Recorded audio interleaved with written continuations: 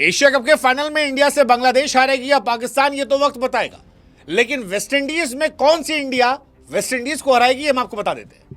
ऐसा इसलिए क्योंकि वेस्टइंडीज जाने वाली टीम के नाम की अनाउंसमेंट हो गई है। और अगर आप में से कुछ लोग जो लगातार हमारे वीडियोस फॉलो करें तो उन्हें पता ही होगा, हमने सब बता दिया था। वही हुआ है, exactly cut copy paste. Karun Nair को बाहर का रास्ता दिखा दिया गया है। मिर्जापुर में जैसे मुन्ना भैया कहते हैं कि हम आपसे थोड़ा बेटर एक्सपेक्ट किए थे, अगरकर ने भी करुण नायर से वही कहा है कि हम आपसे थोड़ा बेटर एक्सपेक्ट किए थे। आपने एक मैच में 50 मारा, बाकी आप चले नहीं, तो हमको लग रहा है कि अब आगे बढ़ना चाहिए, काहे कि कतार में बहुत लोग हैं। और सही बात भी है, करुण नायर को लेके इमोशंस है। करुण नायर ने कहा था dear cricket give me one chance, दिया गया। 8 इनिंग खिलाई गई। 8 इनिंग में 7 इनिंग में अगर आप फ्लॉप होते हैं तो फिर आपकी जगह मुश्किल हो जाती है। और यही कहानी करुण नायर की रही है। वो फ्लॉप रहे और फिलहाल वो इंडियन टीम से बाहर है। उनकी जगह देवदत्त पडिक्कल को मौका मिला है। ये मौका श्रेयस अय्यर का हो सकता था अगर अय्यर फिट होते, लेकिन श्रेयस अय्यर ने कहा कि भाई साहब मैं 6 महीना खेलूंगा ही नहीं, मेरा शरीर इजाजत नहीं दे रहा, तो वो भी बाहर बैठे हैं। कई खिलाड़ियों के बारे में चर्चा चल रही थी, लेकिन देवदत्त पडिक्कल की वापसी, नीतीश रेड्डी की वापसी हुई है।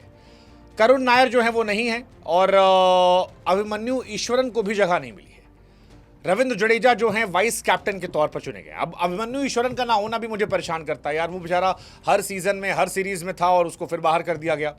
क्यों किया गया, किस लिए किया गया, पता नहीं मुझे। लेकिन again I feel bad for Abhimanyu Eswaran because is a good player.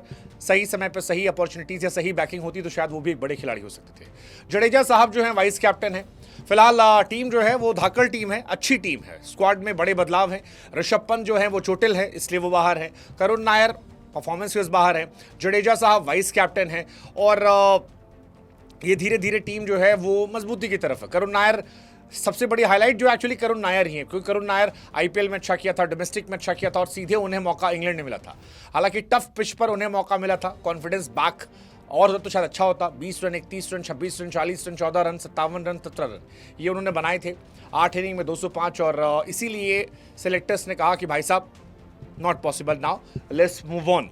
Shreyas को लेकर भी कहा गया कि श्रेयस अगर फिट होते तो उनको भी खिलाया था, बट अय्यर जो है वो फिट ही नहीं है। तो जब अय्यर फायर नहीं है तो फिर कैसे होगा।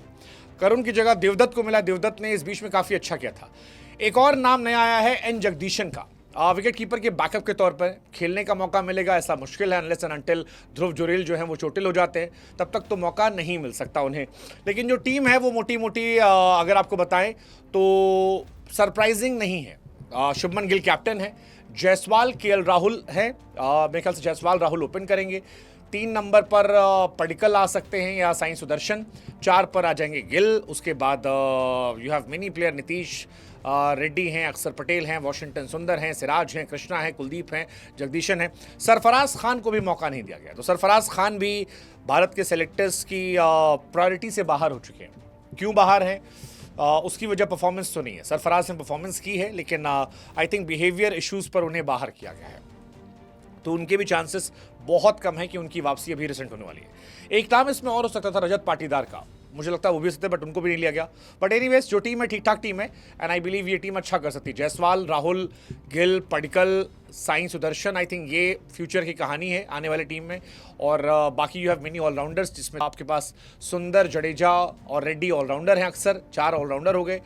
सिराज, कृष्णा, कुलदीप, जगदीशन, कुलदीप और बुमराह ये आपके पेसर्स हो गए। सो क्या ये टीम जीत पाएगी? I believe so.